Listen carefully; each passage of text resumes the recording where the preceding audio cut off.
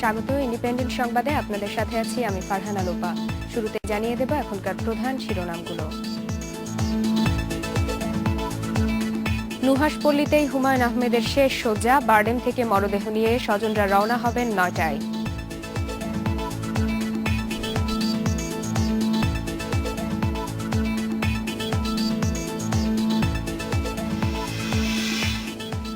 কেন্দ্রীয় শহীদ মিনারের সর্বস্তরের মানুষের শ্রদ্ধা আর ভালোবাসায় সিক্ত হলেন কিংবদন্তি কথা সাহিত্যিক হুমায়ুন আহমেদ।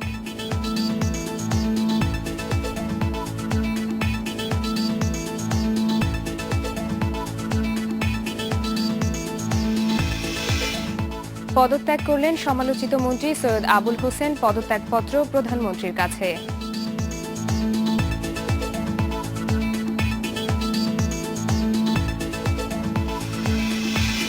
শুনছিলেন শিরোনাম, এবারে পুরো খবর। নন্দিত কথা সাহিত্যিক হুমায়ুন আহমেদের শেষ শয্যা হচ্ছে তার প্রিয় নুহাশপল্লীতেই। সোমবার দফায় দফায় আলোচনার পর গভীর রাতে এ ব্যাপারে সমঝোতায় পৌঁছান পরিবারের সদস্যরা। স্থানীয় সরকার প্রতিমন্ত্রী জাহাঙ্গীর কবির নানকের মধ্যস্থতায় বৈঠক শেষে রাত ২টার দিকে সাংবাদিকদের পরিবারের সিদ্ধান্তের কথা জানান হুমায়ুনের ছোট ভাই মোহাম্মদ জাফর ইকবাল। এর আগে জাহাঙ্গীর কবির নানকের শেরে বাংলা নগরের বাসায় এবং ধানমন্ডিতে শাওনের বাসভবন দক্ষিণ হাওয়ায় কয়েকবার বৈঠক করেন হুমায়ুন আহমেদের পরিবারের সদস্যরা। পরে গভীর রাতে মোহাম্মদ জাফর ইকবাল জানান নুহাশপল্লীতেই দাফন করা হবে জনপ্রিয় কথা সাহিত্যিককে। মঙ্গলবার সকাল ৯টায় বারডেম হাসপাতাল থেকে তার মরদেহ নিয়ে যাওয়া হবে গাজীপুরের নুহাশপল্লীতে। এরপর বাদ-জোহর দাফন করা হবে তাকে। হুমায়ুন আহমেদের যে সন্তান যারা আছে তারা কোনোভাবেই চাইছে না যে হুমায়ুন আহমেদের তার দেহটি যে বারডেমের যে মানে হিমঘরে যে পড়ে আছে সেটা তাদের মানে পক্ষে সহ্য করা সম্ভব না। কাজে যেভাবেই হোক সেটা কালকে আমরা তাকে মাটির তলে আমরা কবর দিতে চাই, শুয়ে দিতে চাই। সেজন্য তারা বলেছে যে তারা এই মানে নুহাশপল্লীতেই তাদেরকে কবর দেওয়া হোক। আমরা কালকে সকালবেলা ৯টার সময় বারডেম থেকে বার হওয়ার পরিকল্পনা করছি এবং নুহাশপল্লীতে বাদ-জোহর সেখানে তাকে আমরা মানে শুয়ে দেওয়ার পরিকল্পনা করছি। এর আগে শেষ ইচ্ছা অনুযায়ী হুমায়ুন আহমেদকে নুহাশপল্লীতেই দাফন করার অনুরোধ জানান তার স্ত্রী মেহের আফরোজ শাওন। নন্দিত কথা সাহিত্যিককে কোথায় দাফন করা হবে তা নিয়ে পরিবারের সদস্যদের টানাপোড়েনের মাঝেই সোমবার রাতে ইন্ডিপেন্ডেন্ট টেলিভিশনকে একথা বলেন শাওন। হুমায়ুন আহমেদ নুহাশপল্লী কাউকে দিয়ে যাননি বলেও দাবি করেন তিনি। হুমায়ুন আহমেদের ইচ্ছার কথা জানিয়ে নুহাশপল্লীতে তার শেষ শয্যার ব্যাপারে অনড় অবস্থান জানান স্ত্রী মেহের আফরোজ শাওন। অপারেশনের আগের দিন বলেছে নিজের মুখে, আমার যদি কিছু হয়, সঙ্গে সঙ্গে আবার বলেছে আমি জানি আমি ভালো হয়ে যাব, আমার কিছুই হবে না, তারপরেও যদি আমার কিছু হয় আমাকে নিয়ে অনেক টানাটানি হবে, কুসুম তুমি স্ট্রং থেকো, আমাকে নুহাশপল্লীতে শোয়ায় রেখো। পরিবারের অন্য সদস্যদের আচরণ নিয়েও প্রশ্ন তোলেন শাওন। আজকে যারা তাকে নিয়ে টানা হেচড়া করছে, কেউ জোর করতে আসেনি, কেউ তাকে একবেলা খাওয়াতে আসেনি, কেউ তার কেমোর পরে যখন ছটফট করেছে লোকটা, কেউ একবেলা একটা খবর নেয়নি। একটু আগে শুনলাম ইন্টারভিউতে বহুবার নাকি তাদেরকে বলেছে। আমার প্রশ্ন, বহুবার বলার সুযোগটা কোথায় পেয়েছে? বহুবার গত 10 বছরে কয়বার দেখতে পেয়েছে? বহুবার বলার সুযোগ কোথায় পেয়েছে? একবার সুযোগ দিত বলার জন্য কথা। কোনোদিন কি তার কথা শুনেছে কেউ? কোনোদিন কি তাকে কেউ কিছু বলেছে? এখন কেন তাকে নিয়ে টানা হেচড়া? এখন যদি তার কথা না শোনা হয়, তার শেষ কথাটা, সে কোনো প্রতিবাদ করতে পারছে না বলে তার শেষ কথা শোনা হবে না? এটা তাকে অসম্মান করা হবে না? এটা শাওন জানান হুমায়ুনের ইচ্ছা অনুযায়ী একটি ট্রাস্টি বোর্ডের মাধ্যমে নুহাশপল্লী পরিচালিত হবে, এটাই তিনি চান।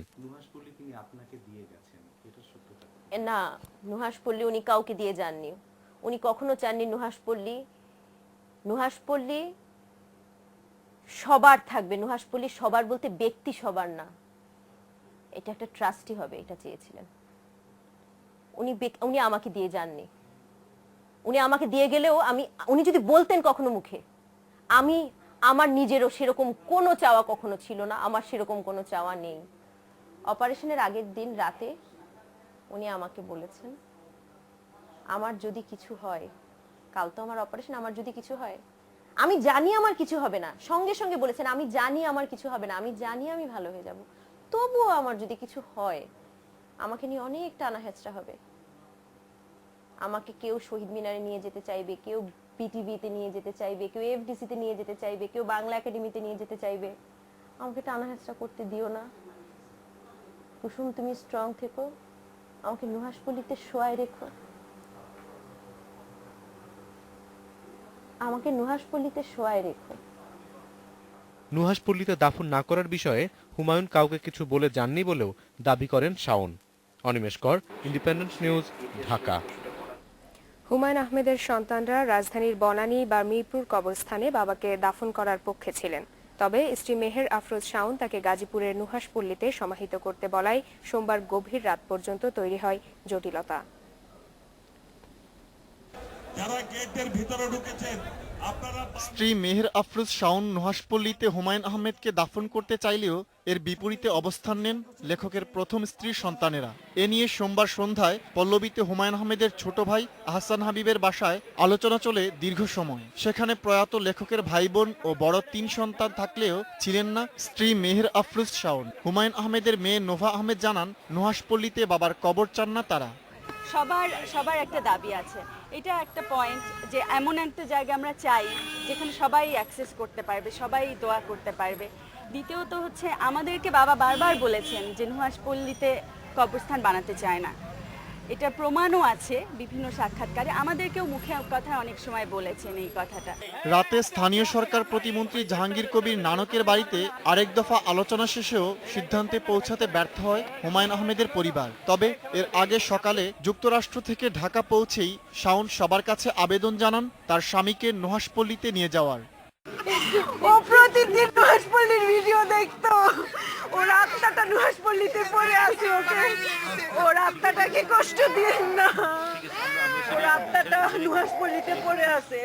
আমার মৃত স্বামী অনেকবার নুহাশপল্লীতে সে থাকতে চায় এটা বলেছে, এমনকি অপারেশনের আগের দিন রাতে বলেছে আমার যদি কিছু হয় আমাকে নিয়ে সবাই অনেক টানাটানি করবে, কুসুম তুমি আমাকে নুহাশপল্লীতে নিয়ে যেও, তুমি আমাকে নিয়ে টানাটানি করতে দিও না, তুমি আমাকে নিয়ে টানাটানি করতে দিও না।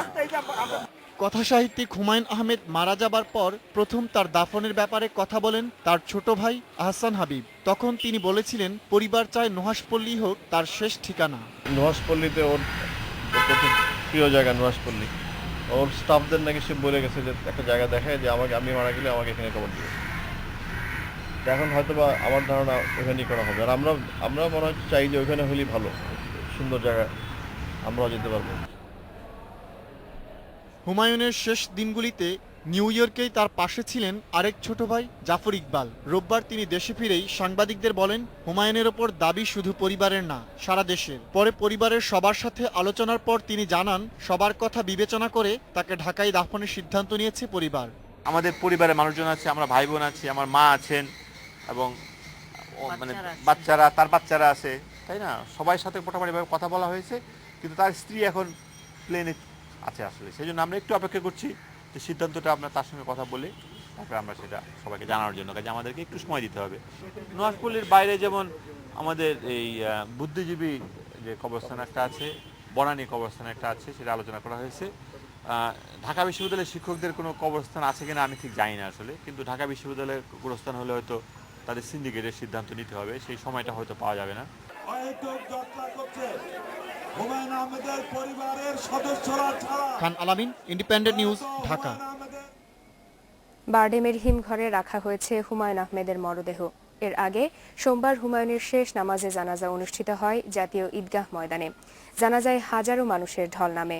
বাইতুল মোকাররম মসজিদের খতিব মাওলানা সালাউদ্দিন জানাজায় ইমামতি করেন।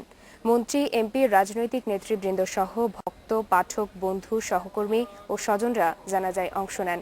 জানাজা শেষে হুমায়ুন আহমেদের মরদেহ নিয়ে বারডেম হাসপাতালে যান বড় ছেলে নুহাশ এবং স্ত্রী শাওনের বাবা ইঞ্জিনিয়ার মোতাহার। সেখানেও ভক্তরা প্রিয় লেখককে দেখতে ভিড় করেন।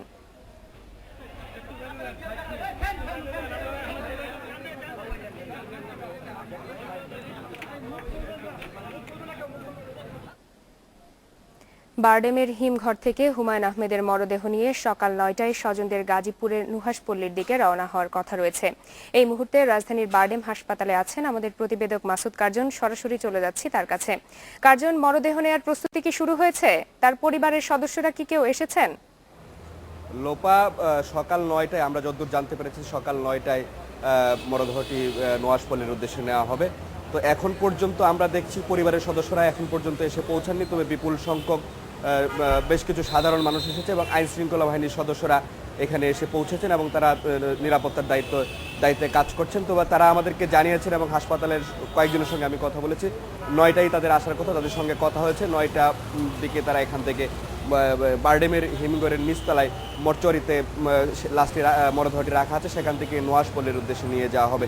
তো এখানে বেশ কিছু সাধারণ মানুষ আছে, তারা ভক্ত বলেন, পাঠক বলেন বা হুমায়ুন আহমেদের অনুরাগী বলেন, তারা এসছেন। তারা বিষয়টি নিয়ে উদ্বেগ প্রকাশ করেছেন যে কালকে থেকে মরদেহ কোথায় দাফন হবে এই নিয়ে যে একটা জটিলতা সৃষ্টি হয়েছিল। তো অনেকেই যে মধ্যরাতে এই বিষয়টি সুরা হয়েছিল বা একটা ফয়সালা হয়েছে, এই বিষয়টি অনেকেই জানতে পারেনি। তারা সকালে এসে এখানে সংবাদকর্মী বা সংবাদপত্র পাঠ পড়ে তারা বিষয়টি জানতে পেরেছেন। আপনি জানেন যে গতকালকে মরদেহ বাংলাদেশে আসার পরই, শহীদ মিনার নেওয়ার পরই একটি জটিলতা সৃষ্টি হয়েছিল। শাওনের পক্ষ থেকে জানানো হয়েছিল নুহাশপল্লীতে লাশ দাফন করা হবে। অন্যদিকে শিলা এবং লোপা এবং ছেলে নুহাশের পক্ষ থেকে বলা হচ্ছিল যে তার বাবা সর্বসাধারণের দেশের ওভারঅল সব কিছু চিন্তা করে নুহাশপল্লী নির্দিষ্ট একটা জায়গায় দাফন না করে বনানী বুদ্ধিজীবী কবরস্থান কিংবা মিরপুর বুদ্ধিজীবী কবরস্থানে দাফন করার জন্য। তো এই বিষয়টি সুরাহা করতে মধ্যরাত পর্যন্ত সরকারের উচ্চ পর্যায়ে হস্তক্ষেপ করতে হয়েছে এবং হস্তক্ষেপে এ ব্যাপারে সিদ্ধান্ত হয়েছে নুহাশপল্লীতে লাশ দাফন করা হবে।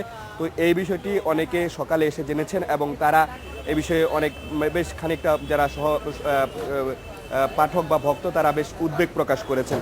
তো এখন পর্যন্ত হুমায়ুন আহমেদের মরদেহ নেয়ার জন্য, নুহাশপল্লীর উদ্দেশ্যে নেওয়ার জন্য স্বজন বা কেউ আসেনি, তবে অন্য সব ধরনের প্রস্তুতি রাখা হয়েছে এবং সব ধরনের প্রস্তুতি সম্পন্ন হয়েছে। আমরা যতদূর জানতে পেরেছি সকাল 9টার মধ্যে এখান থেকে নুহাশপল্লীর উদ্দেশ্যে নিয়ে যাওয়ার কথা রয়েছে মরদেহটি। লোপা, রাজধানীর বারডেম হাসপাতাল থেকে জানাচ্ছিলেন মাসুদ কার্জন। গাজীপুরের নুহাশপল্লীতে বাদ জোহর দাফন হওয়ার কথা রয়েছে নন্দিত কথা সাহিত্যিক হুমায়ুন আহমেদের। সেখানে আছেন আমাদের প্রতিনিধি ফারদিন ফেরদাউস। লেখককে সমাহিত করার প্রস্তুতি সম্পর্কে জানবো তার কাছ থেকে। ফারদিন, নুহাশপল্লীতে কাফনের প্রস্তুতি কি চলছে? ঠিক কোন জায়গায় হুমায়ুনকে দাফন করা হবে তা কি আপনি জানতে পেরেছেন? হ্যাঁ লোপা, আপনি যেমনটা বলছিলেন, অবশেষে পারিবারিক সিদ্ধান্তে হুমায়ুন আহমেদের প্রিয় নুহাশপল্লী লিচুবাগানেই চিরনিদ্রায় সমাহিত হচ্ছেন তিনি। আজ বাদ জোহর জানাজা শেষে এই জননন্দিত কথা সাহিত্যিকের সমাহিত হওয়ার কথা রয়েছে। কবর খোঁড়া সহ যাবতীয় কবর ব্যবস্থাপনার কাজ সকাল থেকে শুরু হয়েছে। ইতিমধ্যে বাঁশকুঠি দিয়ে সামিয়ানা স্থাপনার কাজ সম্পন্ন হওয়ার পথে রয়েছে। নুহাশপল্লীর ব্যবস্থাপক সাইফুল ইসলাম বুলবুল সকালে ঢাকা থেকে রওনা হয়েছেন। তিনি ইন্ডিপেন্ডেন্ট টিভিকে মুঠোফোনে কিছুক্ষণ আগে জানিয়েছেন তিনি এসে নির্দেশনা দেওয়ার পর কবর খোঁড়ার মূল কাজটি আসলে শুরু হবে। এদিকে হুমায়ুন আহমেদ নুহাশপল্লীতে সমাহিত হবেন, এই খবরে স্থানীয় পীরজারাই গ্রামের অধিবাসীরা উচ্ছ্বাস প্রকাশ করেছেন। সেই সাথে ওই কবর ব্যবস্থাপনার কাজে নুহাশপল্লীর কর্মীদের সাথে তারাও স্বতঃস্ফূর্তভাবে অংশগ্রহণ করছেন। এই মুহূর্তে কবর ব্যবস্থাপনার যারা রয়েছেন নুহাশপল্লীর কর্মী এবং স্থানীয় বয়োজ্যেষ্ঠরা, তারা আসলে অপেক্ষা করছেন কখন এই নুহাশপল্লীর ব্যবস্থাপক এসে তাদেরকে নির্দেশনা দিবেন, তারপর তারা মূল কবর খোঁড়ার কাজটি শুরু হবে। লোপা, আপনি জানেন যে হুমায়ুন আহমেদ এখানকার স্টাফদের কাছে যেটা বলেছিলেন যে ওই নামাজের ঘরের পাশেই 3টি লিচু গাছ, লিচু বাগান, সেই লিচু বাগানের নিচেই তার সমাধিটা হচ্ছে এবং সেখানে ওইরকম ভাবেই ব্যবস্থাটা করা হয়েছে। এরপর এখন পর্যন্ত পদস্থ কেউ বা এদের আত্মীয় স্বজন কেউ এই নুহাশপল্লীতে এসে পৌঁছাননি। দু একটি গণমাধ্যম কর্মী দেখা যাচ্ছে এখানে সেখানে, আর আশপাশের লোকজন ভিড় করছে। লোপা, এদের আত্মীয় স্বজন কেউ এই নুহাশপল্লীতে এসে পৌঁছাননি। দু একটি গণমাধ্যম কর্মী দেখা যাচ্ছে এখানে সেখানে, আর আশপাশের লোকজন ভিড় করছে। লোপা, গাজীপুর নুহাশপল্লী থেকে জানাচ্ছিলেন ফারদিন ফেরদৌস। তিনি জানাচ্ছিলেন সেখানে হুমায়ুন আহমেদের প্রিয় লিচু বাগানেই সম্ভবত তাকে দাফন করা হবে। প্রিয় লেখক হুমায়ুন আহমেদকে শেষ শ্রদ্ধা জানাতে সোমবার সকাল 10:30 থেকে দুপুর 2:30 পর্যন্ত মানুষের ঢল নামে কেন্দ্রীয় শহীদ মিনারে। সাহিত্যিক, সাংবাদিক, রাজনীতিক, সংস্কৃতিকর্মী ও অগণিত ভক্ত পাঠকের ফুলে ফুলে ঢেকে যায় হুমায়ুনের কফিন। সম্মিলিত সাংস্কৃতিক জোটের উদ্যোগে সকাল 10:30 থেকে দুপুর 2:30 পর্যন্ত হুমায়ুনের মরদেহ কেন্দ্রীয় শহীদ মিনারে রাখা হয় শ্রদ্ধা নিবেদনের জন্য। বাংলা সাহিত্যের রাজত্ব অনেকদিন ধরে ছিল এই কিংবদন্তির কাছে। শহীদ মিনার আর তার আশেপাশে লাখ লাখ মানুষের ভিড়ে এলেন তাদের হৃদয়ের রাজা।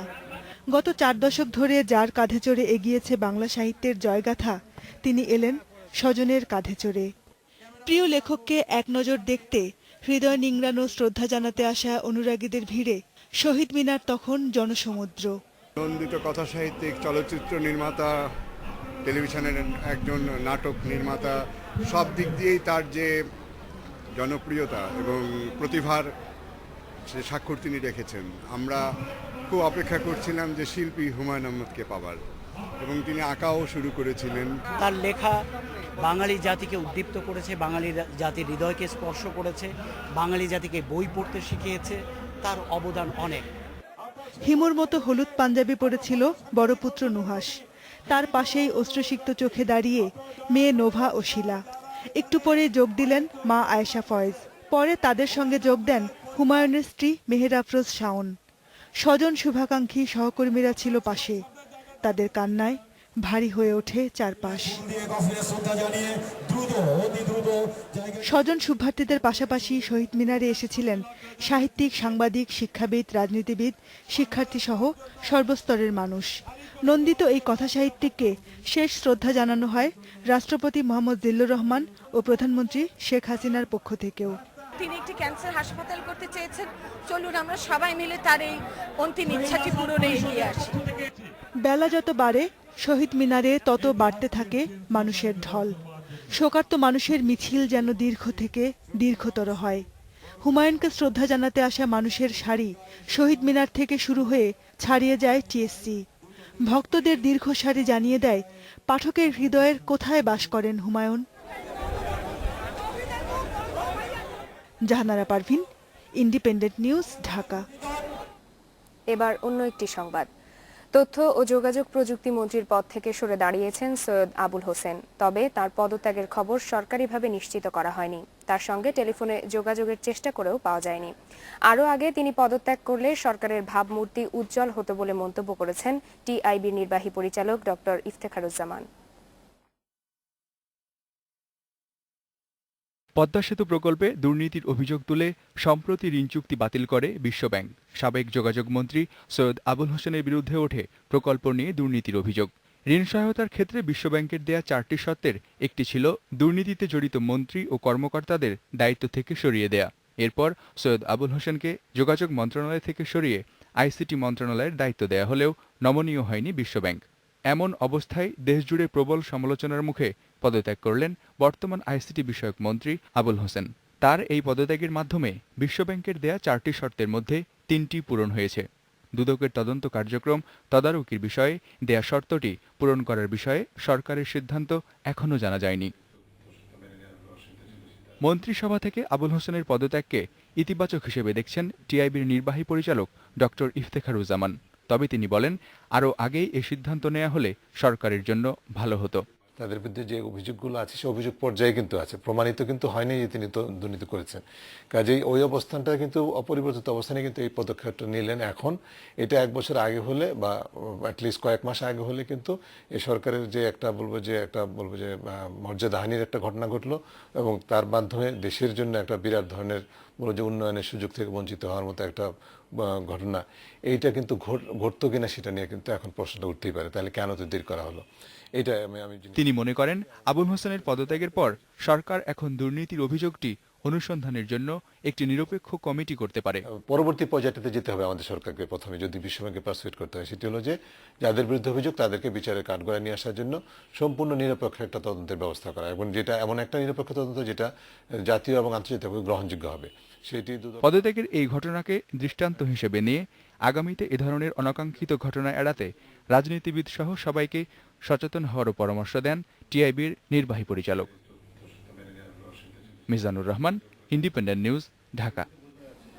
আর এই ছিল এখনকার ইন্ডিপেন্ডেন্ট সংবাদে সাথে থাকার জন্য ধন্যবাদ সবাইকে।